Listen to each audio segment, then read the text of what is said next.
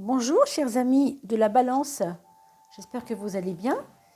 Alors je vous retrouve pour ce mois de janvier 2022. Je vous souhaite tout d'abord des meilleurs vœux pour vraiment le meilleur en tout cas pour votre année 2022. J'espère que vous allez tous très très bien. On va se retrouver bien entendu pour la coupe un peu plus tard et on va ensuite embrayer avec, ou juste avant, avec les prévisions de l'année 2022 pour vous, mi-balance, par signe, toujours, avec ces 12 maisons. Et pour le tarot de l'année 2022, eh bien, on aura un autre, je pense, un autre jeu de cartes qui ne devrait pas tarder à arriver. Alors, je vous ferai cette surprise quand le moment sera venu. Alors, mes amis Balance, très bien. Mes amis Balance.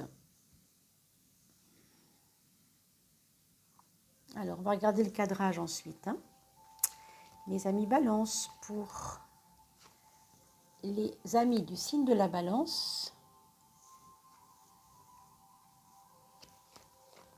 pour ce mois de janvier, mes chers amis. Merci pour vos likes et vos partages. Et merci pour vos commentaires. Quand vous faites un commentaire, ça permet toujours à une autre personne d'avoir une réponse par rapport à une question qu'elle n'a pas osé poser. Sachez-le bien. Allez, on finit avec la maison 12.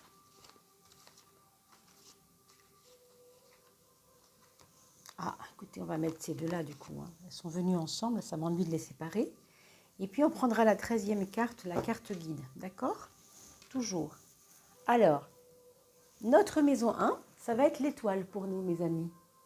Le signe de la Balance. L'étoile est toujours protectrice. Donc ne vous inquiétez pas par rapport à des projets ou par rapport à des réalisations que vous pourriez avoir bientôt à faire, ou en tout cas que vous avez dans votre esprit, que vous pensez pouvoir se réaliser. Oui, ça se fera. Ça se fera parce que l'étoile protège toujours nos projets. Bien entendu, quand on parle de projet, on a quand même intérêt à aller voir du côté de la maison. Oh ben oui. Il y a une ouverture. Alors, il y a des personnes qui vont retrouver des amis qui étaient un peu perdus de vue. Vous voyez ce genre de choses. Des amis que vous n'aviez pas vus depuis longtemps et qui reviennent vers vous pour vous demander comment ça va et pour reprendre des nouvelles. Remarquez, on souhaite souvent la bonne année comme ça à des personnes qu'on n'a pas vues depuis longtemps. Alors, est-ce que c'est ça? Je ne sais pas, mais ça va vous donner du baume au cœur.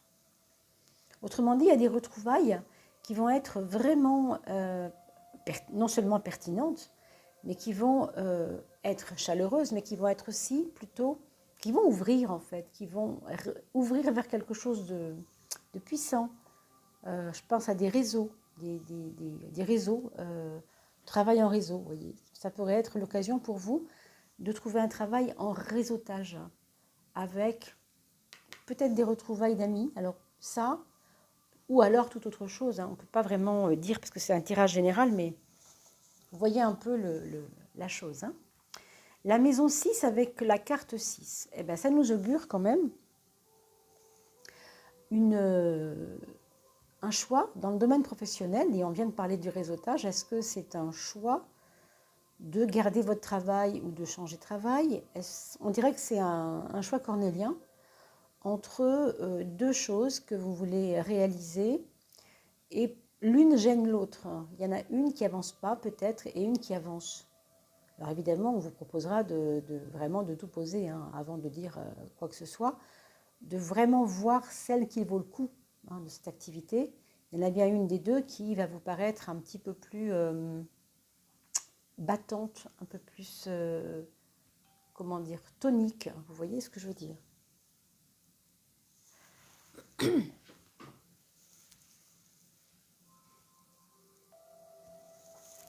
Alors, on va regarder maintenant la maison 10, parce que vous savez que la maison 10 est toujours très importante, puisqu'elle va nous parler du mois social.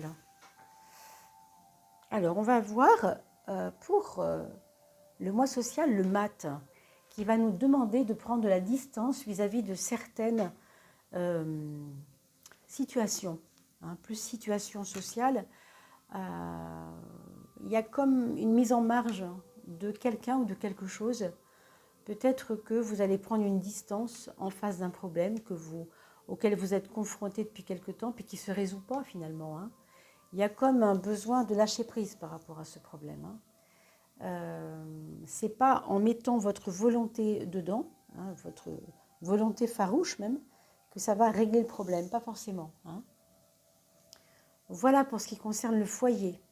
On a un foyer où ça bouge pas mal, il y a de l'inspiration et on va suivre un petit peu le courant des choses, hein. Alors, on suit le courant, puis en même temps, on prend une distance. J'ai l'impression que le problème que vous avez en ce moment et auquel vous vous confrontez et qui vous permet de prendre un peu de recul, où on vous obligera, hein, je pense, à prendre un peu de recul, ne va pas être gêné par le flux, hein, du foyer parce que, au contraire,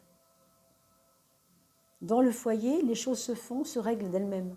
Donc du coup, ça vous donne une espèce de liberté de reprendre votre petit baluchon, on le voit ici, hein, et de dire, bon, moi je vais mon chemin.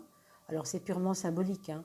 Bon, je ne dis pas que c'est possible aussi qu'il y ait des départs, hein, des départs en retraite, des départs vers un horizon nouveau, hein, quitter le foyer pour aller voir autre chose, c'est possible.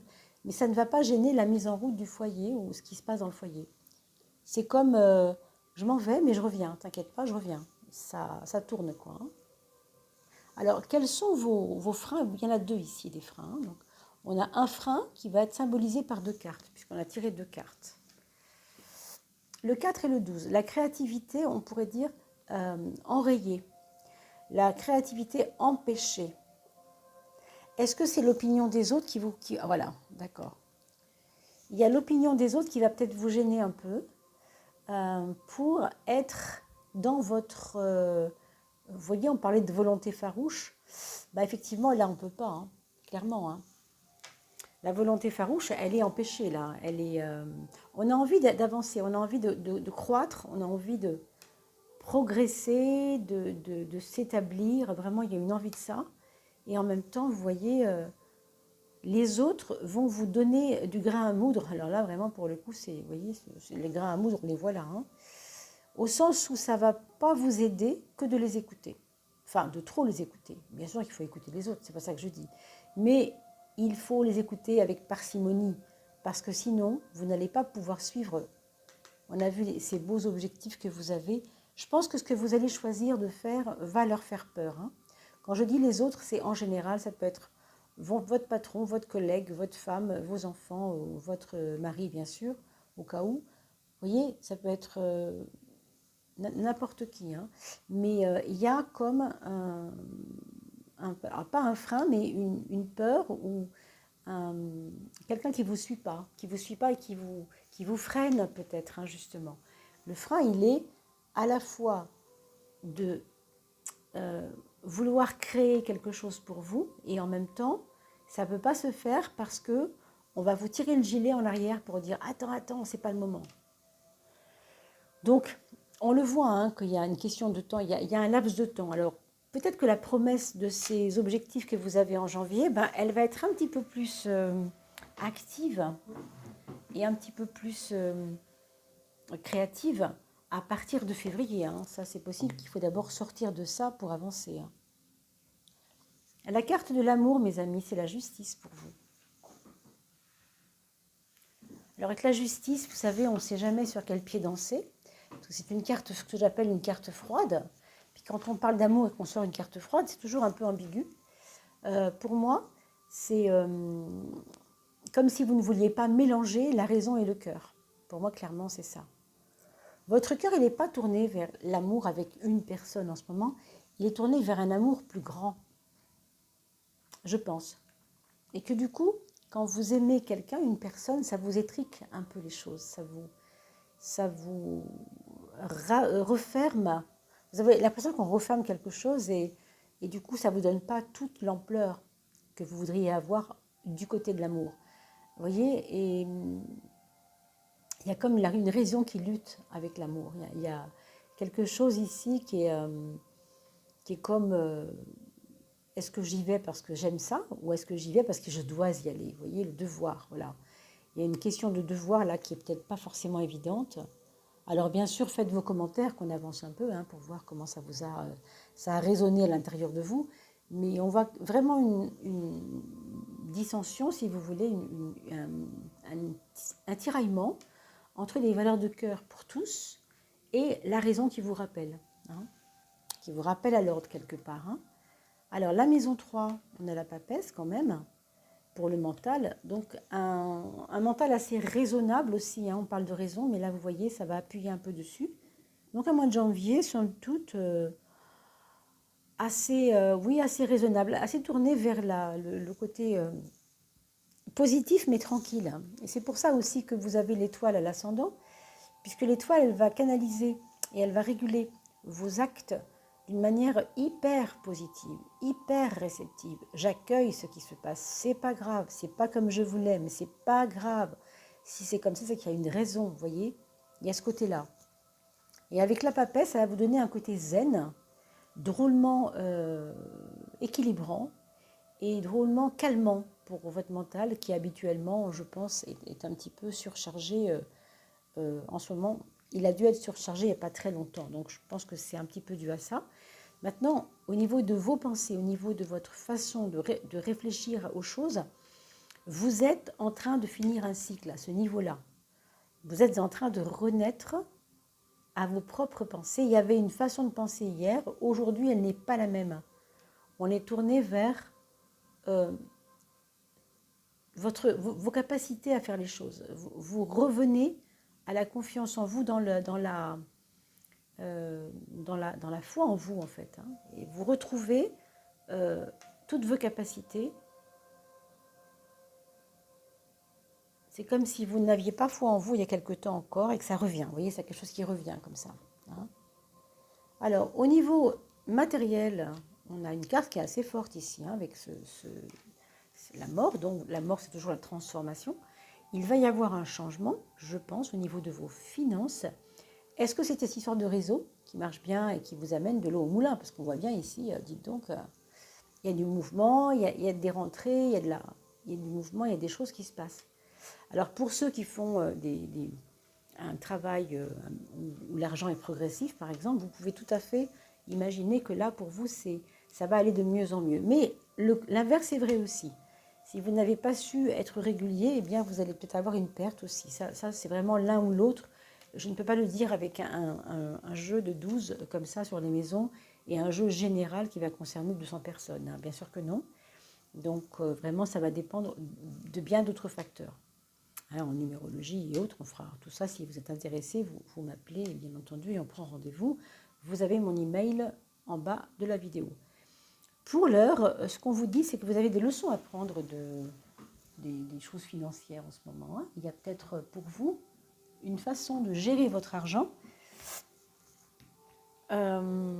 qui va être aidée, en tout cas, par l'amitié de quelqu'un, par un grand frère, une grande sœur, quelqu'un de plus âgé que vous, qui peut vous dire « Allez hop, t'inquiète pas, je suis là, tu vas voir, je vais t'apprendre à gagner, par exemple, par rapport à tes dépenses, réduire tes dépenses, et puis donc gagner plus en dépensant moins. » Vous voyez ce que je veux dire? Ça pourrait être ça aussi. Il y a un petit peu de ça là-dedans, d'autant que on voit que les cordons de la bourse sont vraiment tenus.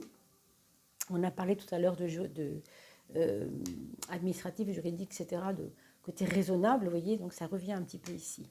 Alors, pour la synthèse du jeu, on a la force. C'est pas rien, vous voyez, ça me fait penser à ce que tout à l'heure je vous ai dit sur la confiance en vous. La confiance revient, elle vous a quitté un temps, peut-être il y a 2 mois, peut-être 3 mois, peut-être plus, au cours de l'année 2021. Et là, vous commencez l'année en janvier avec comme ça, en filigrane, la question de la confiance en soi. Donc vraiment, c'est important. Et puis souvenez-vous, prenez un petit crayon, pour ceux qui ne connaissent pas cette astuce, vous pouvez copier tout ce qui s'est passé le 1er janvier, et vous saurez que le 1er janvier, c'est le reflet de votre mois de janvier. Tout ce qui s'est passé le 2 janvier, et vous saurez que le 2 janvier, c'est le reflet de ce qui se passera en février. Vous prenez le 3 janvier, et vous savez que le 3, c'est le mois de mars, 3e mois. Vous faites la même chose pour voir la couleur du mois de mars. Vous faites ça pendant 12 jours à partir du 1er janvier et vous allez voir votre année se dessiner jusqu'au 12. Vous aurez une idée de votre année. D'accord? C'est important parce qu'on a souvent des petits micro-événements qui interviennent et qui vont donner une couleur à nos mois successifs dans l'année. Voilà, c'était une astuce. Hein. Je pense qu'on a été jusqu'au bout de ce tirage. On va se quitter pour ceux qui n'ont pas d'enfants et je vais continuer avec ceux qui ont des enfants. Donc merci à tous ceux qui quittent maintenant cette chaîne. Merci beaucoup et n'oubliez pas de liker la vidéo, de la partager le plus possible et de vous abonner si ce n'est pas encore fait en agitant la cloche pour avoir les notifications. Pourquoi s'abonner? Tout simplement parce que si vous arrivez à 3000 abonnés, si nous arrivons ensemble à 3000 abonnés, nous aurons 4 tirages au sort gratuits pour, 4 gagnants gratuits, pardon, par tirage au sort, pour gagner un tarot avec moi, d'1 heure évidemment, quelques fois plus même, complètement gratuit, puisque c'est moi qui vous l'offre. Et pour cela, évidemment, il faut s'abonner et faire connaître cette chaîne le plus possible. Alors, je vous souhaite de bien vous porter, je vous dis à bientôt. Et on va regarder le premier enfant des personnes qui sont restées. Ce premier enfant, c'est quelqu'un qui tergiverse beaucoup, qui se pose trop de questions, qui est beaucoup dans le mental, et qui a des envies, si vous voulez, toujours d'aller dans l'idéal des choses. Il est un peu excessif dans la... il a un côté esthétique trop prononcé, quoi. Donc il y a peut-être des choses où il va être un peu exigeant, voilà, c'est le mot que je cherchais, exigeant, à force de vouloir bien faire les choses. Pour le deuxième enfant, il ou elle, bien entendu, et ça dépendra de l'âge, et c'est vous qui adapterez cela en fonction de l'âge, on a quelqu'un qui ne va pas très bien sur le plan intérieur. Il faudrait regarder si c'est dû à la santé, tout simplement, ou si c'est dû à quelque chose qui le désarçonne, qui lui pose problème. D'accord? Donc regardez ça, peut-être des maux de tête, des maux de ventre. Surveillez bien sûr cette personne, parce qu'on ne sait pas trop si... c'est chaotique parce que c'est physique, ou si c'est chaotique parce que c'est d'abord psychologique, ou s'il y a autre chose, un événement qui l'aurait peut-être bousculé récemment. Pour le troisième enfant, c'est carrément un début de vie, on va dire un début de cycle. Et pour lui, écoutez, je pense qu'il a fait le tour de quelque chose. Il est passé à la vitesse supérieure et il a clairement envie de commencer quelque chose de nouveau. Alors, ça peut être un nouveau travail, ça peut être une nouvelle compagne, un nouveau compagnon, faire un enfant, déménager. Vous voyez, toutes ces choses qui font partie d'un nouveau cycle de vie. Ça, c'est pour le troisième. Et pour le quatrième, on a quelqu'un qui s'ouvre complètement et qui est en train de penser au voyage, de penser à partir. Alors, est-ce que c'est déménager et partir loin? Je ne sais pas, mais en tout cas, déjà, penser au voyage, penser à profiter de la vie, en fait. Je vois plutôt ça, moi, profiter de la vie. Comme s'il avait été brimé juste avant. Et qu'aujourd'hui, il retrouve une espèce de liberté, délice de vivre, quoi. Vous voyez, vous savez, c'est pas la fureur de vivre, pas du tout. C'est vraiment le délice de vivre. Alors, est-ce qu'il a eu un problème de santé, est en convalescence et il va tellement mieux maintenant, on peut lui souhaiter en tout cas. Voilà mes chers amis, j'espère que cela aura pu répondre à vos attentes. Il nous reste maintenant à vous souhaiter une très belle année 2022. Portez-vous bien, pensez à votre santé, bien entendu, faites ce qu'il faut. Et puis, bien entendu, on va se retrouver pour les coupes de fin de mois, ainsi que pour l'année 2022. Je vous ai dit tout à l'heure, il y aura un nouveau oracle pour Odile Tarot Jolie, pour édulcorer un petit peu, ou en tout cas amener à ce tarot de Marseille une autre couleur. Je vous dis à très vite, portez-vous bien mes amis.